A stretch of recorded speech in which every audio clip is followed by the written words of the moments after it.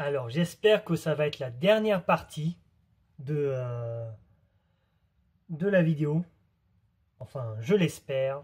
Et je pense que ça va être la dernière partie, comme vous pouvez le savoir, sur la perversion narcissique. J'ai un truc sur le nez, je m'en bats les couilles. Yerk. Allez, ça suffit maintenant. On passe à la dernière partie de la vidéo. Enfin, je l'espère. Alors, polémique sur la prédation. Très fréquemment cité par les médias, un peu à tort et à travers, le prédateur se présente comme une personnalité. Mais la prédation n'est pas un tableau clinique, on parle de prédateur pour relever sa violence, son vœu de destruction, mais sans en préciser la forme. Détruire quoi et comment? En fait, pourquoi? Non, je rigole, bien sûr. En fait, ce que souligne le mot est une relation de possessivité par rapport à une proie, préda en latin, dont le sujet se servira. Il est dit qu'il agit par surprise après avoir préparé son attaque dans la plus grande discrétion. Cela paraît plus proche des faits cliniques. La prédation est une manière de procéder à de certains pédophiles ou violeurs. Ah, c'est là où on en revient, justement. On les nomme prédateurs sexuels pour souligner de leur comportement vise à assouvir des vœux sexuels. Super. Or, il est légitime de se demander si la prédation est juste un moyen où et si elle cherche à satisfaire en priorité qu'un désir de domination. Dans ce cas, tout ce qui a été dit sur la perversion narcissique, le dénigrement, l'asservissement, le vampirisme s'y retrouve. Voilà, le vampirisme s'y retrouve. Dans le domaine des affaires, un prédateur est un entrepreneur vorace et sans scrupules. Il sait tirer profit des contradictions de la loi, des défauts du marché et des besoins économiques des autres, ses clients, ses collaborateurs ou des associations qui vivent de subventions. Il pratique le blanchiment ou le blanchissement d'argent, je m'en fous. Cette observation rappelle néanmoins l'escroc. Ah, ben voilà, tiens. Je vais boire un petit coup de... Justement. Ce qui fait rigoler tout le monde, bien sûr. L'escroc. L'escroc. Mon Dieu. Qui n'est pas une figure clinique, mais juridique. Mon Dieu. Le prédateur établit un lien de domination plus ou moins durable avec un autre. Il est animé d'une volonté de captation, de RAPT ou de rapt afin que cette relation se prolonge. Il commet des enlèvements concrets dans certains cas. La séduction joue un certain rôle, notamment s'il est familier de la victime. Mais l'idée de prédation est aussi appliquée au cas d'agresseurs qui agissent par surprise sur un inconnu, à la notion d'atteinte à la dignité, à l'équilibre. Je ne sais pas si je suis en victime dessus, j'en ai aucune idée, peut-être, je ne sais pas. À la liberté de la victime, j'ajouterais le vœu de corruption. Forcément, la corruption, ça change tout. Surtout quand c'est dévoilé. La soumission et la terreur de la victime renforcent-elles l'excitation sexuelle, le meurtre, s'il y a lieu, est-il la conséquence de l'échec à rendre leur victime consentante? Est-elle tuée parce qu'elle conserve une identité intègre malgré les tentatives pour l'anéantir? C'est une très bonne question. Les synonymes du mot prédateur confirment toutes ces notions. Destructeur, rapace, pillard, nuisible, démolisseur, ravageur, voire colonial. On ne sait jamais. Hein, c'est sûrement dans le bouquin.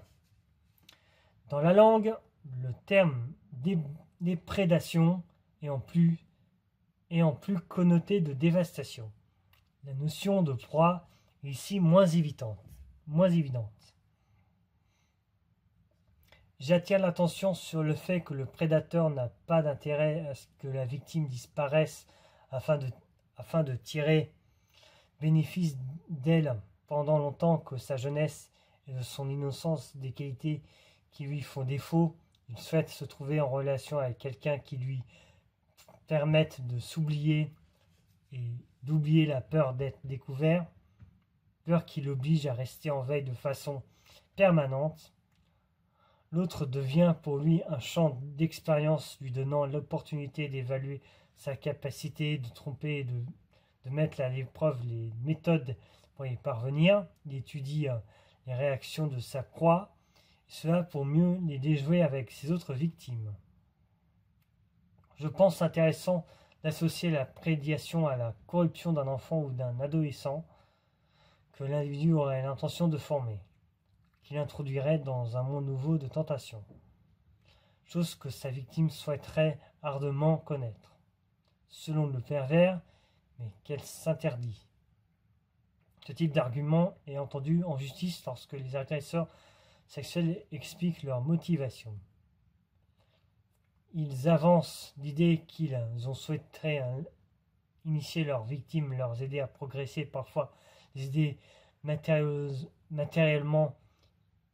Ils essaient de se présenter comme un maître voulant façonner un esprit inachevé, sauvage et tenté par les dérives asociales, délinquance, drogue, etc.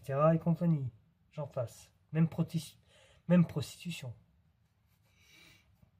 Se considérant ainsi comme des agents de la civilisation, n'hésitent pas à affirmer qu'ils aiment leurs victimes. Défense perverse narcissique chez un patient psychotique.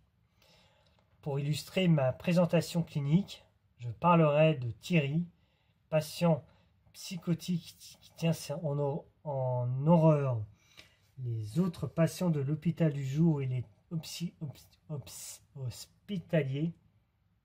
hospitalisés, je veux dire, depuis les débuts de sa maladie dissociative. Il a des hallucinations visuelles. Il voit des personnes qui le regardent fixement.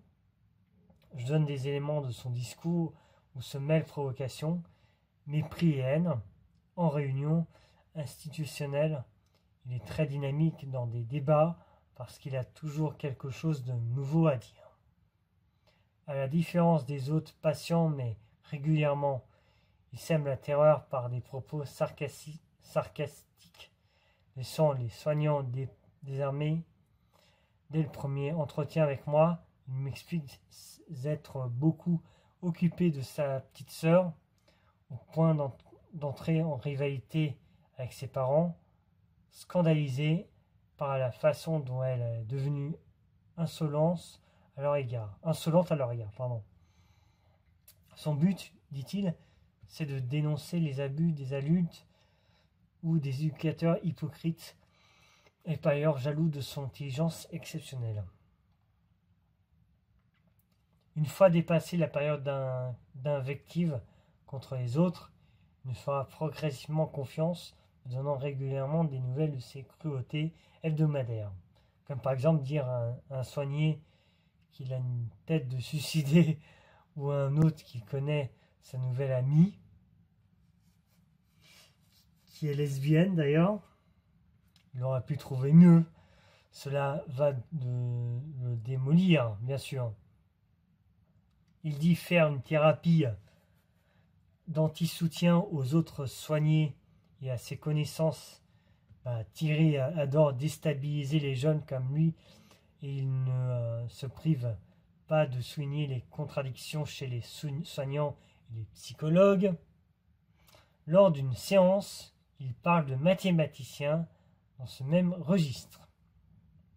Pour lui, leur seul but est de se mettre au-dessous de la mêlée et de tout contrôler. Nombreux sont ceux qui cherchent à la perfection, mais ils se fourvoient. L'homme est perfectible, mais si rarement que c'est impossible. Un peu pour m'expliquer les raisons de son comportement, Thierry dit démontrer aux gens que leur force est illusoire. Ils veulent les corrompre, dit-il avec un air de malice. Il avouera plus tard qu'en fait, son intention est de culpabiliser les autres. S'il les voit gênés et s'ils se confondent en excuses, il a un grand plaisir. Maintenant, il étudie la façon de montrer aux psys que s'ils font ce métier, c'est parce qu'ils se sentent coupables de quelque chose et qu'ils veulent ainsi se faire pardonner.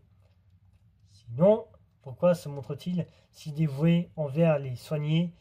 De toutes les façons, le résultat n'est pas formidable. Vous savez, hein, quand il aura mis au point sa technique de déstabilisation, il en fera part, me promet-il, bien évidemment. J'avance très prudemment dans mes interventions. Je me prends plutôt au jeu en bavardant des sujets qui l'intéressent. La littérature, le sport. Nous parlons souvent de ses théories et de ses intérêts culturels pour analyser ses affects. Ses affects, je veux dire. On arrive bientôt à la fin. Je vais quand même boire un dernier coup.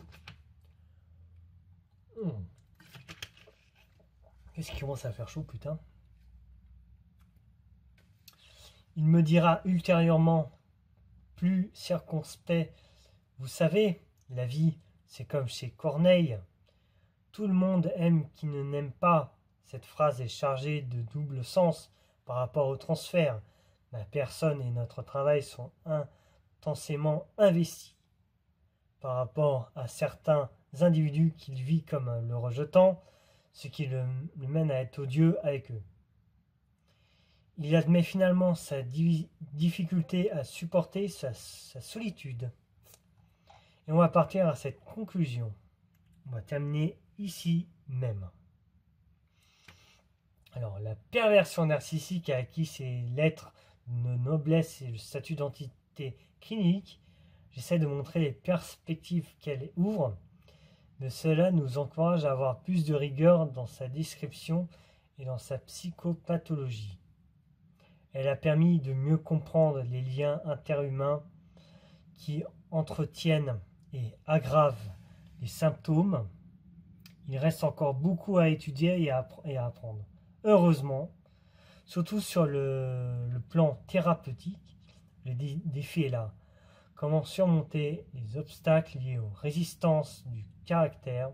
Souvent, elles se font écho de nos propres résistances à admettre que leur meilleur chemin pour l'aborder est de dessaisir de la prétention de guérir et de tout savoir. Donc j'espère que ce sujet vous a plu, qui est très long, qui a à peu près pris un peu plus de 50 minutes si je veux dire, donc qui est découpé en plusieurs parties bien sûr. Je vais boire un dernier coup. C'était long, vous avez vu, hein, je suis obligé de faire en plusieurs parties parce que j'en pouvais plus et puis tu sais, j'ai pas des lentilles et tout, quoi que ce soit pour lire un truc, c'est ce qui est fortement dommage. Bon bref, au moins c'était assez long et c'était intéressant à savoir. Donc j'espère que ce sujet vous a plu. Je le dis une deuxième fois, je m'en bats les couilles. J'espère que je vous dis à très bientôt pour un prochain sujet et une prochaine vidéo. Sur ce, à la prochaine.